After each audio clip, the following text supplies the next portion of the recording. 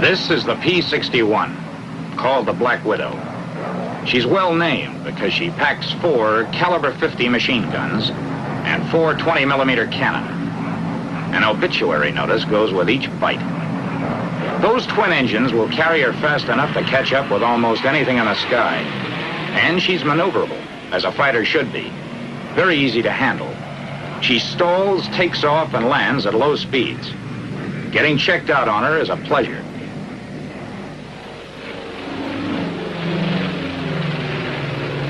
The Black Widow flies the skies in 3 sleek models. First, the YP-61, the earliest model of this ebony killer. Then the P-61A, the first model to go into combat service.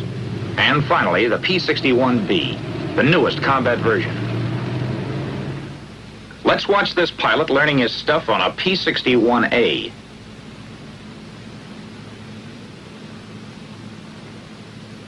The first thing to do is familiarize yourself with the cockpit. Learn where all the controls and gauges are located. The TO for the airplane is a big help. Diagrams and photographs make it easy for you to get to know the ship. After a couple of hours of study, you are able to pick out the controls and gauges without the loss of a second. And with your eyes shut. That's important because you can't afford to waste time in this fast twin-engine job. And there's no co-pilot around to help you. You're going up for a ride, just to get the feel of the ship. But first you have to check the airplane, thoroughly. That's your best guarantee for living to a ripe old age.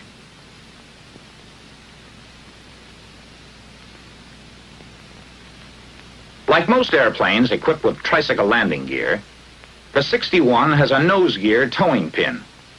Check it, as the nose wheel may shimmy on takeoff and become damaged. Check the nose wheel pin cap. Be sure it's on tight. Then check the rest of the landing gear for inflation of the tire and general condition. The red mark shows whether the tire is slipped on the rim. The strut ought to be extended about 4 inches. And another item not to be forgotten is the pressure in the emergency landing gear system.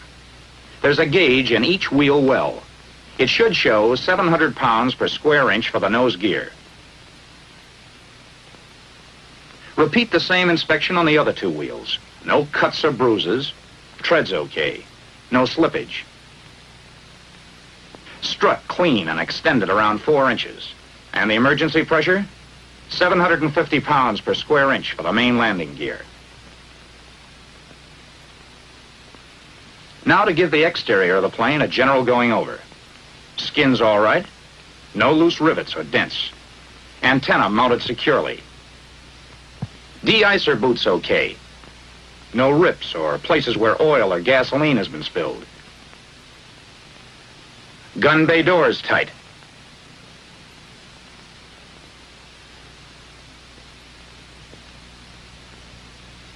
Control surfaces in good shape.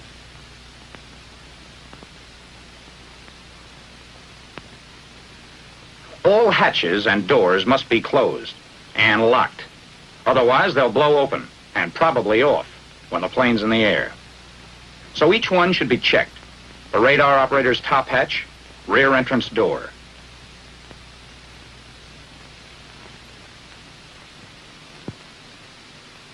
Now you can get into the cockpit, but you have to climb right out again through the top hatch. Careful not to step on any plexiglass. There's one thing more to check outside the airplane. The gas tank filler caps.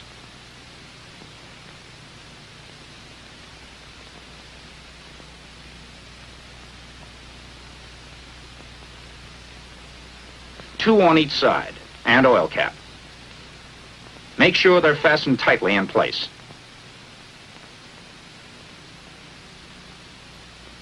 Here's an old story, but a wise one. Form 1A. Check and sign for red diagonals.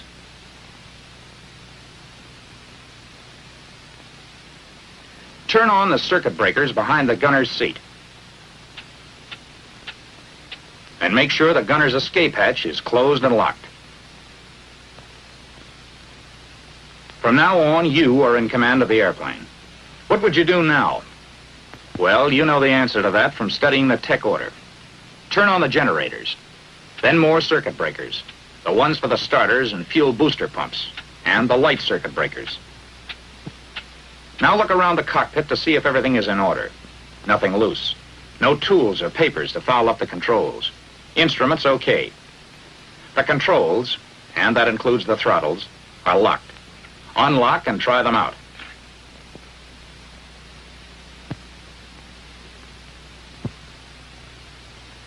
Operate the rudders, elevators.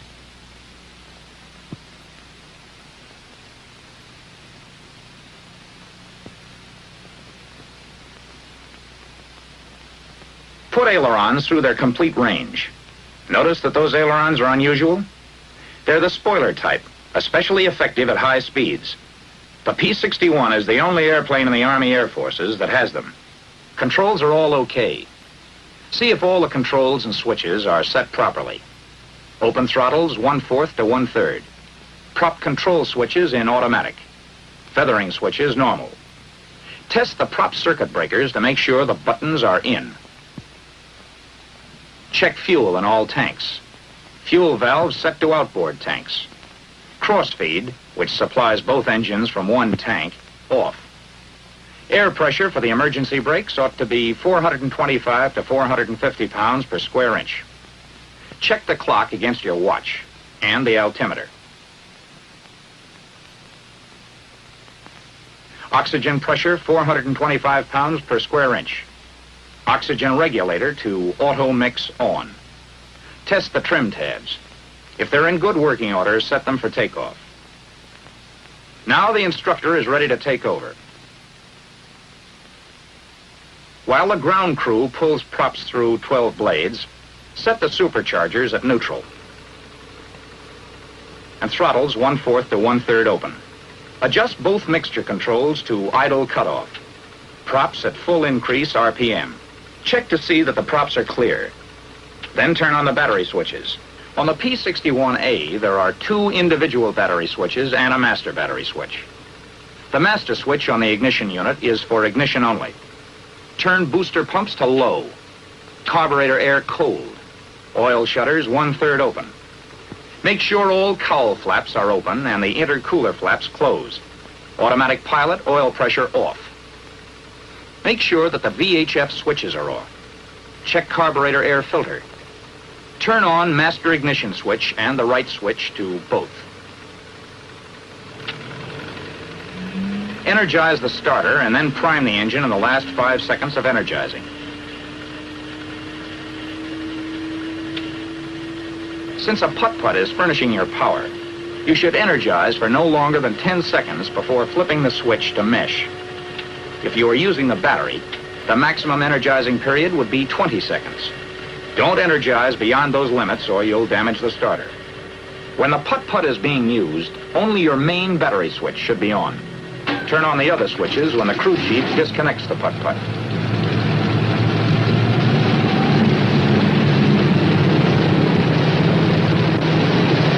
Adjust your mixture control to auto-rich. Close the throttle to run your engine as slowly as possible until oil pressure is indicated. As soon as oil pressure shows, adjust to between 1,000 and 1,200 RPM to prevent fouling of the plugs as a consequence of prolonged idling. Now we're ready to run through the same procedure for the left engine.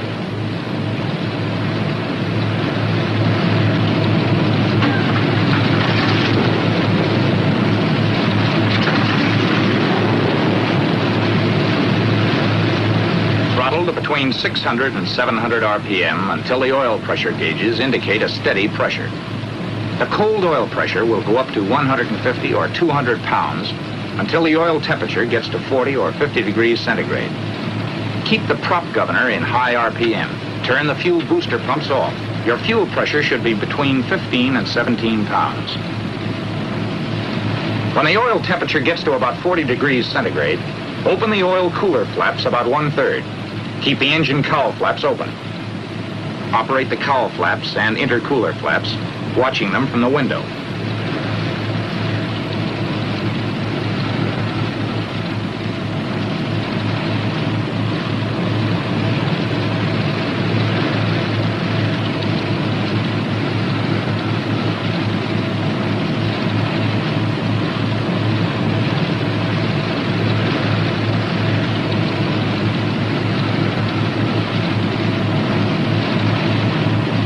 Operate the oil cooler flaps and check the gauge.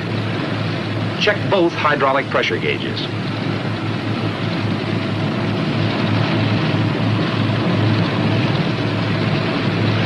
Make your interphone check and see that all entrance hatches are closed and locked. Okay to taxi to runway 29. Use taxi strip directly in front of you. Runway 29, roger.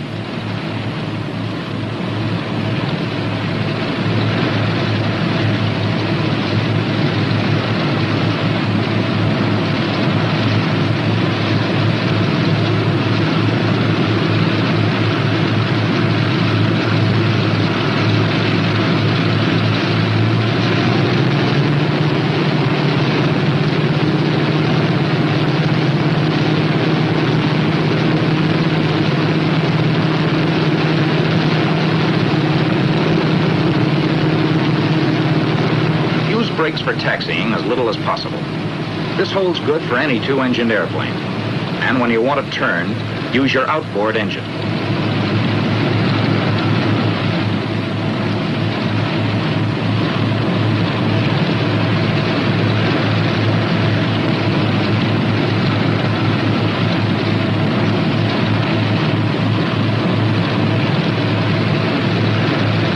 Always taxi with your flaps up. Set brakes and proceed to make check. Your oil pressure should be at normal, and cylinder head temperature must be over 100 degrees. Now check one engine at a time. See that the prop is at high RPM, and put mixture control in auto-rich. Open your throttle briefly to about 40 inches to clean the engine out. Then, reduce manifold pressure to 30 inches. RPM should be from 1950 to 2100. Check your ammeter. It ought to show charge. Next, turn off one magneto. Your loss of RPM should not exceed 100. Now make a quick check on the other mag. Running an engine at high manifold pressure on one mag may cause serious detonation. Next, test the prop circuit breakers. Pull the prop governor control lever back from its high RPM setting until it drops 200. Advance the prop control to the original setting.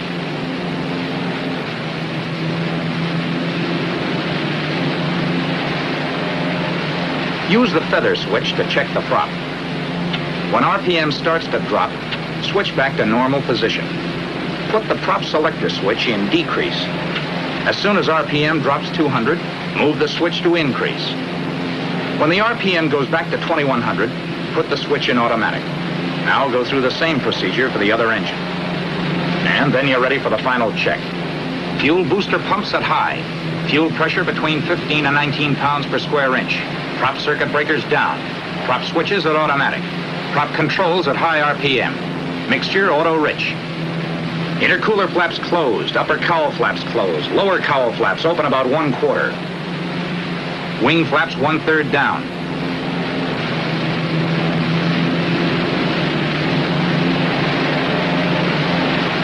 Gyro instruments uncaged.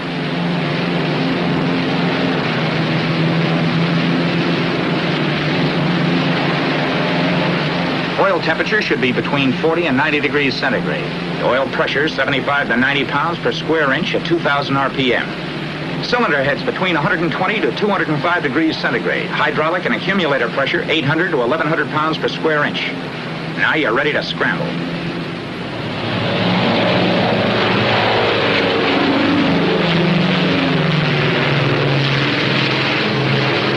Yes, the P-61A takes off like a homesick angel. But flying the P-61B is smoother and even more efficient, with these latest modifications giving her top performance. A rack for night binoculars, a new wrinkle in night fighting, an electrically operated accessory panel, push-button type circuit breakers, 2 improved heating units, trim tab removed from aileron, landing gear with a neutral position. In the down position, a lock prevents the gear from being raised accidentally. Main gear nacelle doors close with wheels down. Taxi lights on the nose wheel. Now let's go upstairs and watch another P-61 go through its paces. A YP in this case. The ship takes off at about 105 miles an hour, indicated without flaps. She'll fly herself off the ground. But now let's see how the P-61 takes off with flaps. Using quarter flaps provides another normal takeoff. Notice that the nose need be raised very little. But if you ever have to take off from a bombed field in a hurry, use 2/3 flaps. Keep nose wheel on ground until you have flying speed, then pull her loose. Climb a few feet and level off to gain speed. The P-61 will take off in a short space if you handle her correctly. Here's another way to clear an obstacle at the end of the runway. Flaps down 2/3 again. But this time, stay on the ground as long as possible, gaining all the speed you can. Then pull up steeply and keep climbing until the obstacle is cleared. 140 miles per hour gives you the best rate of climb, but 160 is generally recommended for normal operation. The higher speed keeps the engine running cooler. For normal cruising, use 2230 RPM or less. Manifold pressure, 29 to 34.5 inches in auto lean. Oil temperature, 60 to 85 degrees centigrade. Oil pressure, 60 to 90 pounds per square inch. Fuel pressure, 15 to 17 pounds per square inch. Cylinder head temperature, about 210 degrees centigrade. Generator voltage, 28 to 28.5. Amps, 200 maximum each when using turret and all radio equipment. Shift the supercharger every 3 hours to prevent accumulation of sludge. The Widow is very easy to get along with.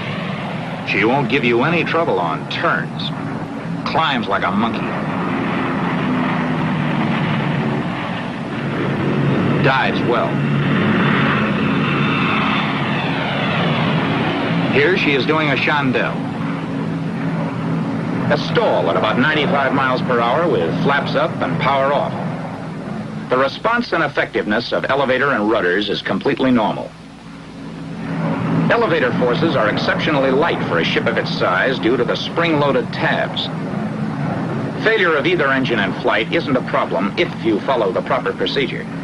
Hit the feathering switch, then close the throttle. Move the mixture control to idle cutoff. Turn the fuel supply of the dead engine off.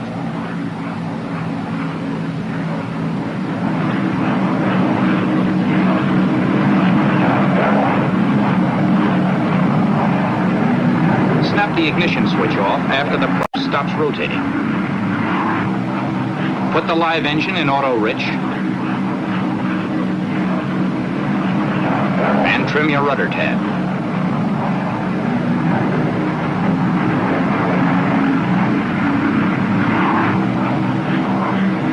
Close the cowl flaps on the dead engine all the way. And finally, close the oil cooler flaps and intercooler shutter on the dead engine.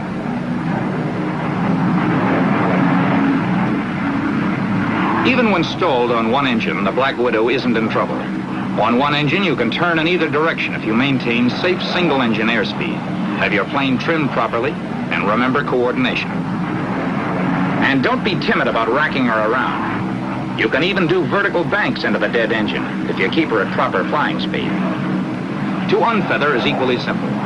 Turn the ignition switch on with the throttle closed. Set the prop control lever to the decrease RPM position. Turn on the fuel supply. Move the mixture control to auto rich. Set the feathering switch to normal position and hold the selector switch in the increase RPM until your engine speed reaches 800 RPM. Then release the selector switch. When minimum engine operating temperatures have been reached, place selector switches in automatic. And finally, adjust mixture, throttle, and prop levers to the desired power and engine RPM and retrim the ship.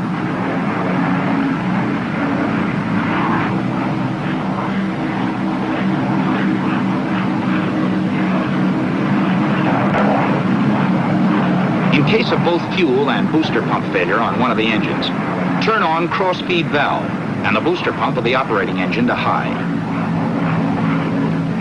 If, in an emergency, you need the absolute maximum performance, use the water injection, which is found on most P-61s. Just shove the throttles all the way open. That turns on the pumps. And then push the water injection switch. That sends the water into the engine. To use the autopilot, turn on the pressure valve. Pressure should be between 100 and 125 pounds per square inch. Trim the ship so it'll fly hands off.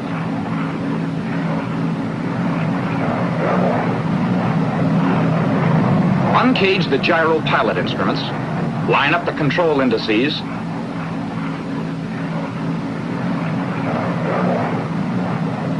First the rudder.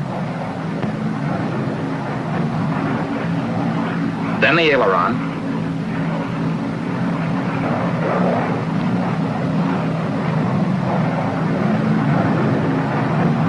And last the elevator.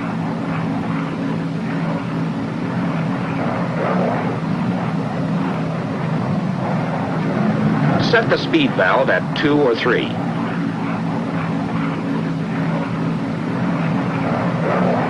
Now turn on the autopilot.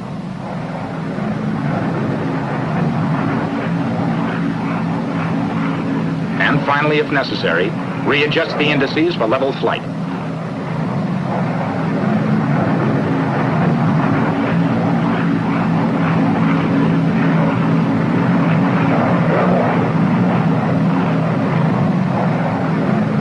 Well, I guess we've been up long enough. Let's head for the barn.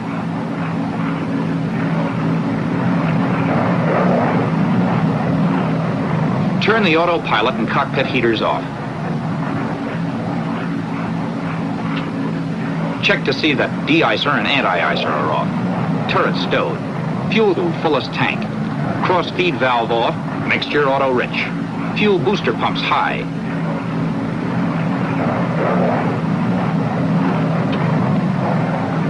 Supercharger neutral.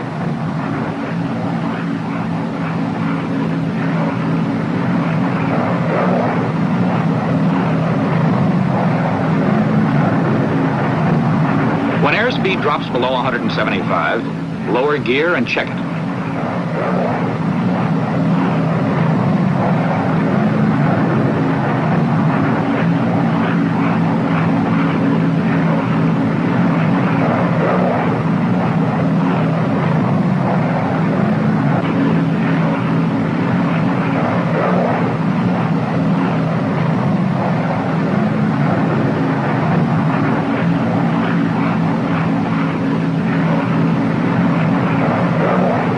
Hydraulic and accumulator pressure, 800 to 1,100 pounds per square inch.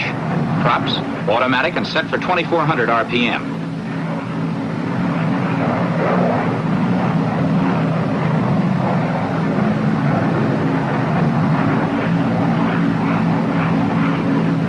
And lower your flaps.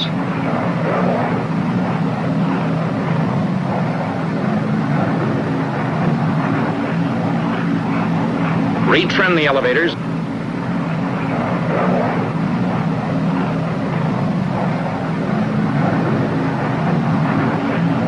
Check brake pressure with your toe.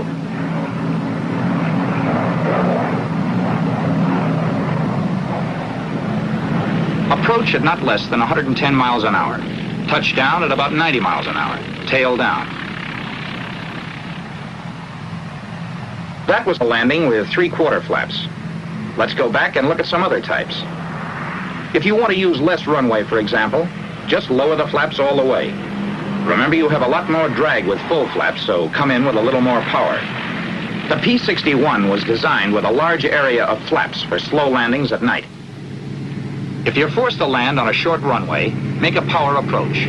Use full flaps and fly the airplane quite slowly. You'll have to keep considerable power to prevent stalling, but the ship will get down in less than 1,000 feet this way. For a single-engine landing, bank into the good engine, if practicable, when you enter the traffic pattern. Lower the wheels just after you turn into the approach, but don't lower the flaps until you're sure of making the field. Use some power on the good engine. Try to make your approach as normal as possible. If you're going faster than normal, fly the plane onto the ground and use the brakes rather than holding it off to lose the excess speed. Some pilots prefer to make a landing with no power. It may be done with full flaps. The glide must be quite steep in order to maintain airspeed, and the flare should be started rather high so the plane won't mush into the ground. But now let's see what happens after the wheels are on the ground. Hold the nose off the ground as long as possible in order to spare the brakes.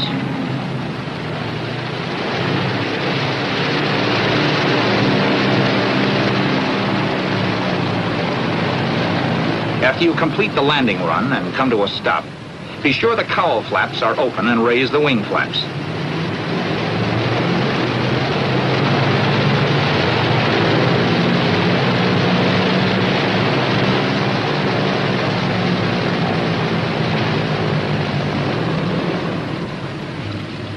Idle the engines at 1,000 to 1,200 RPM until cylinder head temperatures drop below 205 degrees centigrade. Mixture should be auto-rich, and all cowl flaps open. Advance throttle to 25 inches and pull her back, cleaning out the engine. Now move the mixture to idle cutoff and advance throttles to full open as the engines die.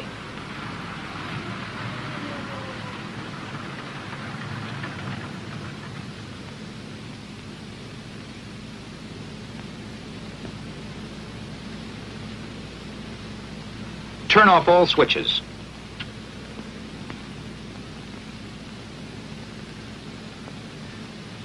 Hold brakes until chocks are under each wheel, then release. Finally, lock the controls.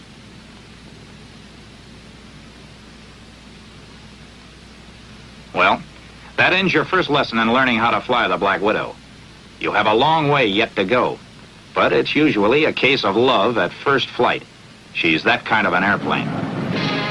The Black Widow is designed to kill. The fury of her guns and the flaming wrecks of her victims are lighting up dark skies over enemy strongholds. To you who will fly her at night in hard-hitting air battles, we say good luck and good hunting.